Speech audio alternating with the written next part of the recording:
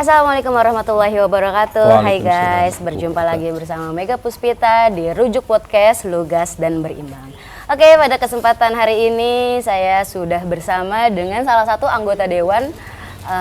Beliau ini merupakan ketua daripada Komisi 1 Komisi 2 DPRD Kota Bekasi, yaitu Bang Arif Rahman Hakim. Siap. Assalamualaikum Bang Arif. Waalaikumsalam warahmatullahi wabarakatuh. Siap. Oke, ini kita sedang mengikuti kegiatan reses kedua daripada Bang Arif Rahman Hakim ini yang berasal dari Partai PDI Perjuangan, ya Bang ya. Oke, di reses kedua tahun 2023 ini nih, mungkin kita bisa mengulas nih Bang, berbincang dengan teman-teman rujuk di rumah dan dimanapun mereka berada terkait dengan kegiatan reses ini pada malam hari ini. Kira-kira apa aja sih tadi yang disampaikan masyarakat, dan mungkin tadi kan juga saya sudah dengar langsung ya, sudah ada beberapa yang sudah terrealisasikan dan akan direalisasi dalam waktu dekat. Ini bisa diulas nih Bang Arif. Sementara ini masyarakat dalam reses kita masih condong kepada pembangunan infrastruktur lah, karena memang kita sudah cukup lama terhenti karena wabah COVID yang melanda tanah air kita dan Kota Bekasi. Jadi banyak masyarakat masih mengajukan terkait pembangunan infrastruktur, terutama itu biasanya drainase, saluran, dan jalan-jalan. Oke, tadi kan juga saya dengar ya, ada beberapa warga yang berterima kasih karena telah diberikan bantuan berupa apa tadi, fasilitas baktor ya? Ada baktor ya. Ambulan juga dan, saya dengar tadi ya. Iya, dan insya Allah dalam bulan-bulan ini mungkin ada realisasi pembangunan pos sekretariat RW di RW 21. Pos sekretariat, kantor berarti ya, kantor sekretariat. Oke, terus berkenaan dengan tadi saya juga mendengar terkait pendidikan, ya kan ya, khususnya sarana gedung sekolah ya. Ya, ini tadi bisa diulas lagi nih Bang terkait dengan pendidikan tadi. Jadi memang banyak masyarakat sekarang ini yang mengeluhkan persoalan tentang zonasi. Kalau kita melihat di Pesona Anggrek ini di RW 21 khususnya, memang tidak ada sekolah yang terdekat gitu. Khususnya SMA lah yang diajukan oleh masyarakat tadi. Dan ini menjadi sebuah PR buat kita, dan memang kita berharap ada lokasi fasilitas umum yang bisa dibangun di wilayah ini supaya menjadi tempat untuk siswa kita, generasi kita untuk sekolah negeri yang dekat dan lebih baik lah. Ya, sementara ini kan yang ada hanya cukup jauh dari lokasi ini, dan itu tidak masuk dalam zonasi. Paling ada juga yang siswa yang berprestasi yang bisa masuk di sekolah-sekolah negeri yang mereka daftarkan. Siap. Oke deh, itu kan tadi berkaitan dengan kegiatan reses ya guys ya. Nah ini tadi kan juga boleh disinggung nih, ini kan juga Bang Arif ini kan sebagai anggota Dewan kan memang sudah memasuki waktu-waktu terakhir ya, penghabisan periode pertama ya Bang ya. Iya betul. Dan ini lanjut kedua nih ya Bang. Insya Allah lanjut. Oke, nah berkaitan dengan tadi di komisi juga ya kan, sebagai legislator juga. Nah ini kira-kira di detik-detik terakhir nih masa jabatan, ada target apa nih Bang yang dikejar terkait dengan tupoksi di komisi dan aspirasi dari masyarakat? Iya. Pertama, saya sebagai anggota Dewan menjalankan tugas saja dulu lah. Pada hari ini kita menjalankan kewajiban kita sebagai wakil rakyat, merealisasikan pembangunan di wilayah. Ini kan masih ada waktu 11 tahun ke depan ya, cukup masih panjang. Ya, kita sementara ini belum punya kesiapan untuk sosialisasi, tetapi ya kita menjalankan program-program aja yang saya sebagai kapasitas saya jadi anggota Dewan. Nah, ini saya rasa bagian dari sosialisasi untuk perkenalkan diri saya kepada masyarakat, khususnya di RW 21 ini memang saya belum pernah turun.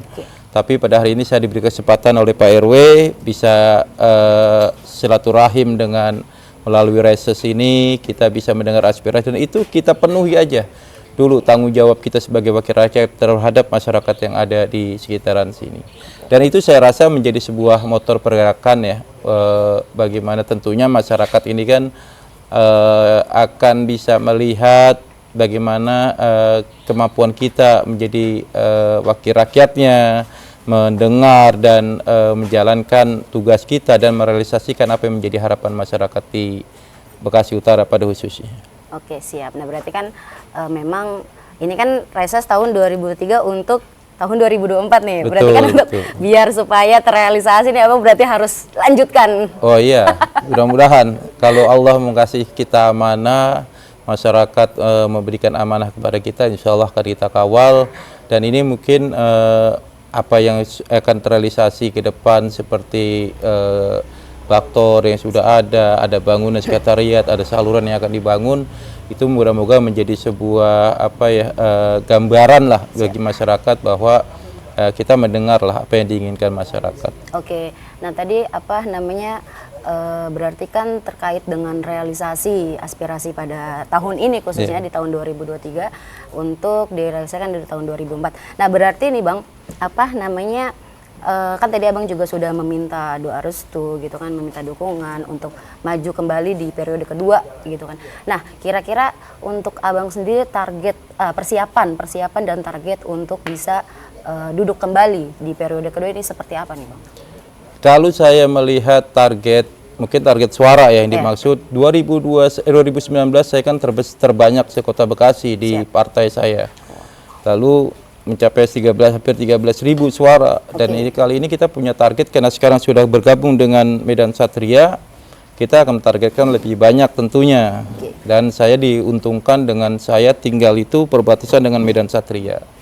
Jadi paling tidak punya komunikasi yang baik lah dengan masyarakat Medan Satria, dan mudah-mudahan ini bisa saya jaga dan saya rawat, bisa menambahkan suara saya di 2024 nanti. Oke, berarti targetnya berapa? Target ya maksimal lah. Kalau bisa 20.000, 30.000 harus kita kejar gitu. Ini kan target maksimal. Mudah-mudahan itu bisa kita realisasikan. Kita kembalikan ke masyarakat. Yang penting pada hari ini saya bisa bekerja aja untuk masyarakat yang ada di dapil saya, bisa memberikan apa yang terbaik buat masyarakat di dapil saya. Siap. Nah, terus Bang tadi ada pun dengan PR terbesar nih Bang, PR terbesar Abang sebagai anggota dewan khususnya di dapil Bekasi Utara, dan mungkin kan besok di Medan Satria. Yeah. Kan. Ini PR terbesar untuk pada akhirnya Abang harus maju lagi untuk menyelesaikan di periode kedua. Mungkin ini apa nih Bang PR terbesarnya? PR terbesar itu pertama kita selama ini mendapat keluhan tentang banjir di Bekasi Utara. Jadi banjir ini menjadi momok. Tetapi alhamdulillah beberapa APBD bertahun dari tahun 2023 kita setar pasca Covid itu baru ada pergerakan 2022. Kita sudah alokasikan anggaran. Kita sudah dorong pemerintah daerah untuk melaksanakan normalisasi kali, sungai dan sebagainya, dan perbaikan saluran yang selama ini kita lihat di tetangga RW 21 ini 27 mulai ada sodetan, di Titian juga sudah kita lakukan sodetan, di beberapa RW di Bekasi RW sudah kita lakukan. Kita fokus pada banjir. Dan ini memang menjadi sebuah catatan besar buat saya bagaimana gambaran ini bisa kita implementasikan di Medan Satria nanti. Dan intinya kita harus banyak komunikasi dengan masyarakat dan mendengar apa sih yang menjadi harapan masyarakat di Medan Satria seperti yang saya dengar di Bekasi Utara. Oke, siap. Nah, ini mungkin Bang terakhir terkait dengan harapan dan himbauan mungkinnya kepada masyarakat khususnya di dapil Abang nih kan, di masyarakat Bekasi Utara dan Medan Satria nanti untuk menghadapi tahun politik nih Bang. Di 2024 ini tidak seperti 2019 lalu lah. Kalau kita melihat itu Indonesia ini hampir di ajang perselisihan antar saudara sebangsa. Jadi tidak ada lagi lah pemilu, pesta demokrasi boleh berjalan, pemilih boleh berbeda, tetapi kita harus ingat kita saudara kandung dalam naungan NKRI, dan ini harus ada dalam pemikiran masyarakat, dan tidak ada lagi yang namanya terpecah belah. Apalagi kalau kita melihat 2009 itu kan 19 itu cukup mengerikan ya. Yeah. Bagaimana saya punya teman di Suriah itu kuliah di sana, dia pulang dia bercerita ini mirip seperti di Suriah katanya. Media sosial melalui fitnah dan segala macam yang akhirnya terpecah belah. Ini kan ada yang seneng. Sementara kita karena perbedaan politik, perbedaan pandangan yang akhirnya kita menjadi terpecah belah. Tapi alhamdulillah Indonesia masih diselamatkan dengan tali persaudaraan yang akhirnya setelah Pilpres mereka menyadari bahwa ini hanya politik. Ya, akhirnya mereka semua sama-sama kembali menjadi satu harapan mereka bagaimana memajukan Indonesia ke depan. Dan ini begitu juga 2024. 2024 ini kita sudah harus belajar bagaimana kita harus pintar lah. Bahwa ini hanya sekilas sesaat bagaimana kita memilih apa yang kita harapkan. Tapi setelah itu kita sama-sama ayo membangun tanah air kita, membangun Bekasi khususnya, Bekasi Utara bersama-sama tanpa lagi ada perbedaan. Siap, saya itu kan secara objektif masyarakat ya Bang untuk bisa menghadapi dan menjalankan tahun politik besoknya dengan kondusif berarti ya. Nah mungkin ada pesan juga nih Bang khususnya generasi milenial nih Bang ya, karena kan memang anak muda ini tidak bisa dipungkiri ya dengan mungkin support dan kecanggihan teknologi media sosial kan yang masif gitu kan yang sekarang marak. Nah mungkin ada ada pesan juga nih terhadap generasi milenial untuk juga bisa mungkin berpartisipasi kan dan menjaga kondusivitas daripada pesta demokrasi besok ini Bang. Ya kita ini sekarang berdiri pada zaman yang cukup canggih, itu zaman digital. Kalau di zaman saya dulu kita zaman analog nih, ya Pak RW ya. Dari 1 menuju 10 itu harus pencet 1, 2, 3, 4 sampai 10. Tapi sekarang udah zaman digital, dari 1 ke 10 hanya 2 kali pencetan. Artinya kaum milenial ini harus bisa memainkan media sosial, teknologi dengan sebaik-baiknya. Jangan terprovokasi dengan berita-berita yang gampang didengar, yang akhirnya menyulut sebuah mindset yang salah. Generasi ini kan harapan bangsa kita ke depan.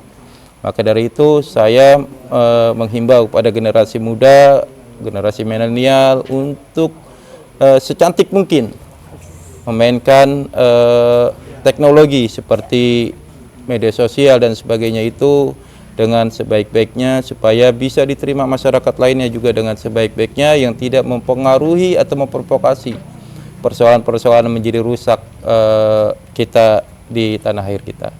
Kita beda suku, kita beda agama, kita beda kulit, beda bendera, kita beda tempat tinggal lahir kita, tetapi kita harus menyadari kita di bawah sang merah putih. Kita punya cita-cita yang sama, membangun dan membesarkan dan menjaga tanah air kita dengan sebaik-baiknya. Siap, mantap, merdeka. Merdeka. Oke, berarti tadi kembali ke suara nih Bang, target suara. Kira-kira ada target suara milenial ini berapa persen nih Bang? Ya kita akan fokuskan memang, kalau kita fokuskan sekarang memang ke sektorial masyarakat seperti masyarakat yang sudah cukup dewasa ya. Tetapi tidak di situ, saya kebetulan kan aktif di olahraga, sepak bola saya aktif, saya ketua panitia Liga 3. Siap, mantap. Dan di situ banyak kaum muda lah.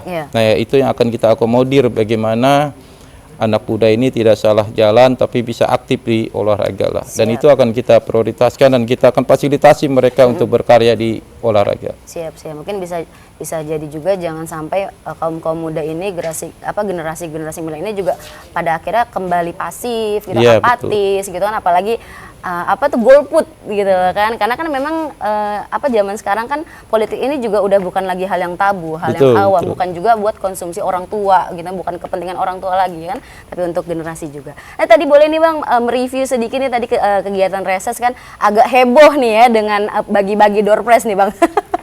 Ini tadi boleh berapa itu Bang tadi jumlahnya Bang? Lupa saya kalau jumlahnya. Ini buat ini aja kali ya, semangat. Kedua memang ya mereka di reses ini jangan sampai mereka fokus dengan apa yang menjadi pemikiran mereka yang diajukan sekarang tidak terrealisasi dalam waktu dekat, tapi memang harus ada pendataan, perencanaan dan mungkin tahun depan baru ada realisasi. Tapi dengan door fresh ini kan mereka ada sedikit semangat untuk bercandanya lah, menjadi keakraban buat kita. Buat reward juga kali ya, pada datang kan ini kan kondisinya nih malam hari juga ya kan, biar warga semangat. Oke deh guys, mungkin itu tadi perbincangan kita dengan Bang Arif Rahman Hakim terkait dengan review ya kan kegiatan reses kedua tahun 2023 dan persiapan beliau ini menghadapi tahun politik di mana beliau akan maju di periode kedua, dan semoga tercapai ya Bang ya. Amin. Biar bisa melanjutkan aspirasi merealisasikan aspirasi daripada warga masyarakat di Kota Bekasi ini. Oke Bang Hakim, saya ucapkan terima kasih. Sama-sama. Dan juga untuk kawan-kawan Rujuk, jangan lupa nih untuk di like, comment, share, and subscribe sebanyak-banyaknya Rujuk Podcast di Rujuk Channel. Mega Puspita undur diri. Wassalamualaikum warahmatullahi wabarakatuh. Waalaikumsalam warahmatullahi wabarakatuh.